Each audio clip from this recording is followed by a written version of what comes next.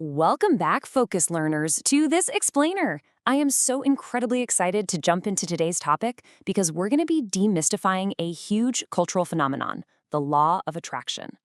Now, for decades, people have debated this. Is it real, actual magic? Or is it just, highly effective psychology? Well, let's find out. Okay, let's dive into this. Can thinking positive thoughts actually change your reality? I mean, can you literally manipulate the world around you, improve your health, your wealth, your relationships, just by flipping a switch in your mindset? It's a massive central question, and there are literally millions of people out there who swear by the results. But to really grasp what's going on under the hood, we need to strip away all the hype and look at the cold, hard facts. So here's our game plan for today. We'll start with part 1, the magic and the myth, then part 2, the 3 core laws, part 3, applying it to life, part 4, psychology behind the philosophy, and finally, part 5, tips, tricks, and pitfalls. We're going to peel this back layer by layer, starting with the philosophy and moving right into the evidence-based science. Starting off with section 1, the magic and the myth, a history of manifestation. Let's take a quick look at where these ideas actually came from. Because, believe it or not, this concept isn't exactly some brand new invention. It actually has deep philosophical roots tracing all the way back to the 19th century with an approach known as the New Thought movement. Fast forward to 2006 and boom, global interest exploded with the release of the hit film and best-selling book, The Secret. And today, well, it's evolved into these massive social media trends. You've probably seen the endless manifestation posts and challenges on your feeds. So the packaging has definitely changed over the centuries, but the core philosophy, that stayed exactly the same. Moving on to section 2, the 3 core laws, breaking down the beliefs. Let's distill all this esoteric philosophy into 3 bite-sized foundational rules. The first law is super simple. Like attracts like. Basically, proponents suggest that similar things are inevitably drawn to one another. So when it comes to your mindset, the belief is that negative thinking is going to attract negative experiences, kind of breeding this downward spiral. But on the flip side, positive thinking acts like a giant magnet, pulling desirable experiences, good people, and positive outcomes right toward you. And this brilliantly illustrates the second core law, which claims that nature abhors a vacuum. The whole idea here is that it's physically and mentally impossible to have a completely empty space in your mind, or your life for that matter. So if you manage to successfully remove negative things, you create a vacuum.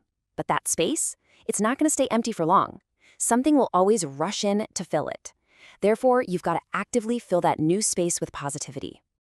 Then we have the third law, which states that the present is always perfect. Now, let's be real, this doesn't mean your life is completely without flaws or hardships right now. Instead, this principle is all about emphasizing that even when the present moment feels really difficult, you shouldn't waste your precious energy just sitting around feeling profoundly unhappy about those flaws. It directs you to focus entirely on how to make the current moment the absolute best it can be, working proactively with exactly what you have right now. Which brings us to section 3, applying it to life, focusing on love, work, and money. Let's pivot from these abstract beliefs to some actual, tangible goals. You see, people often mistakenly believe that with the law of attraction, you can just kind of wish for things to magically happen. But real application, that requires tangible action.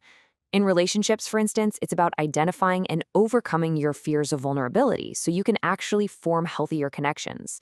At work, it means pairing those big, long-term career aspirations with concrete steps today, like, say, acquiring a new marketable skill or finally asking for that promotion.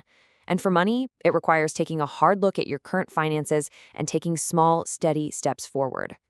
And a major part of that financial application relies on a really vital mental shift. It's moving away from a scarcity mindset, where you're entirely focused on what you don't have, and shifting over to an abundance mindset, where you actively practice feeling deep gratitude for what you already do have. This shift is an absolute game changer because it prepares your brain to actually recognize and jump on new opportunities as you patiently work toward your financial goals. All right, let's move to section 4, psychology behind the philosophy, science meets spirituality. It's time to shift gears and look at the actual science behind why this helps some people. Now, what's really interesting about this slide is how it grounds everything we've been talking about in a clinical perspective. Clinical psychologist Dr. Rachel Goldman notes, Our thoughts influence our emotions and behaviors, so we need to be mindful of the words we use when speaking to ourselves. Our self-talk can become our reality. So you see, it's not necessarily the universe magically rearranging itself for you. It's the very real neurological link between how we speak to ourselves and how we subsequently behave out there in the real world. Actually, we can bridge this whole manifestation concept directly over to cognitive behavioral therapy, or CBT. CBT is a widely used, incredibly effective treatment based entirely on identifying and changing automatic negative thoughts to improve your overall mental well-being. And optimism research backs this up completely. I mean, optimists naturally notice more opportunities, they take healthier risks, and they mentally minimize their failures. By intentionally changing your self-talk, you're actively reversing those negative patterns and building healthy, productive ones. But there's a catch. A fascinating psychological study revealed a really clear paradox among true believers. On the benefit side, sure, believers feel more successful, they have much higher aspirations, and they're way more open to new possibilities. It's fantastic for goal setting and getting motivated. But there's a massive potential risk here. The study found that believers were also way more likely to make risky investments. They actually experience higher bankruptcy rates, and they drastically underestimate the time it takes to achieve a goal. So it can absolutely lead to some very dangerous financial blind spots if you aren't paying attention. That brings us to our final section, Section 5, Tips, Tricks, and Pitfalls, Grounding the Practice. Let's talk about practical actions and some essential caveats. So if you want to systematically cultivate a more optimistic and productive outlook, here are 4 actionable tips straight from the research. First, start journaling. It's a great way to track your habitual thought patterns and spot when pessimism is creeping in. Second, make a mood board. That visual motivation keeps your goals front and center every single day. Third, practice acceptance of the present moment without letting it bog you down. And fourth, engage in daily positive self-talk to finally drown out that harsh inner self-critic. So the crucial point is this: belief without action is completely useless. A major criticism of books like The Secret is that they kind of imply you can just sit on your couch, vibe hard enough, and think your way to $1 million. But honestly, optimists do not get amazing results from their attitudes alone. It's the actual behavior, the real concrete commitments, setting timelines, and doing the hard work that the attitude inspires. That is what creates real change. Now, another incredibly dangerous pitfall we have to talk about is self-blame. We have to remember that we cannot always control our circumstances, but we can definitely control our responses to them. If you rigidly believe that your thoughts create literally every aspect of your reality, you might start blaming yourself for negative events that are completely 100% out of your control. Think about layoffs during an economic downturn, a random accident, or getting a major illness. Listen to me on this. You are absolutely not at fault for uncontrollable events.